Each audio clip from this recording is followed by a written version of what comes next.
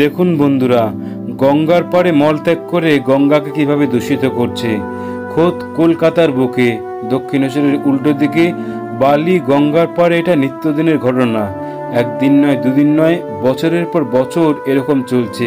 আর গঙ্গার পাড়ে এরকম হামেশাই ভেসে থাকতে দেখা যায়।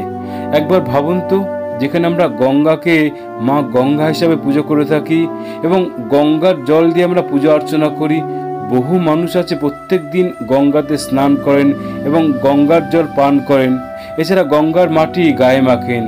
একবার ভাবুন তো, এরকম যদি চলতে থাকে গঙ্গার পবিত্রতা বা পরিচ্ছন্নতা কিভাবে বজায় থাকবে।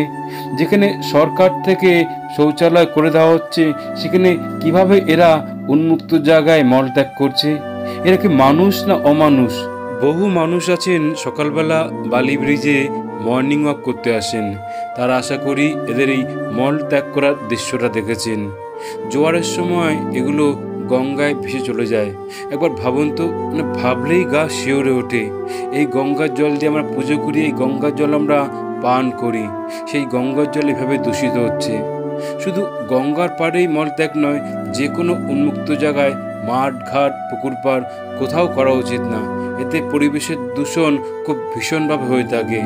একবার ভাবুন তো, যেখানে আমরা চন্দ্রযান মঙ্গলযান পাঠাচ্ছি, সেখানে উন্মুক্ত জায়গায় এরকম মলত্যাগের ঘটনা, আমাদের ভাবমূর্তি কোথায় নিয়ে চলে যাচ্ছে।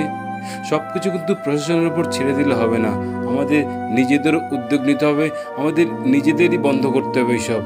যাই হোক বন্ধুরা, তুলে ধরলাম ছোট্ট একটি ঘটনা। যদি কোনো ভুল ত্রুটি হয়ে থাকে প্লিজ মাফ করবেন। অ্যাকচুয়ালি আমি এখান থেকে যাচ্ছিলাম, চোখে পড়লো, তাই সবার সামনে তুলে ধরলাম। আবার বলছি, যদি কারো খারাপ লেগে থাকে প্লিজ মাফ করবেন। এই বালি ব্রিজের ডান দিক বাঁ দিক বরাবর গঙ্গার পাড় দিয়ে প্রচুর ঘাট আছে এবং প্রত্যেকটা ঘাটেই কম বেশি মন্দির আছে আর কি। তো যাই হোক, এগুলো যদি বন্ধ না হয় এখানকার পরিবেশ খুব তাড়াতাড়ি খারাপ হতে থাকবে এবং নষ্ট হতে থাকবে। তো ধন্যবাদ বন্ধুরা এই ভিডিওটি দেখার জন্য। Thank you so much.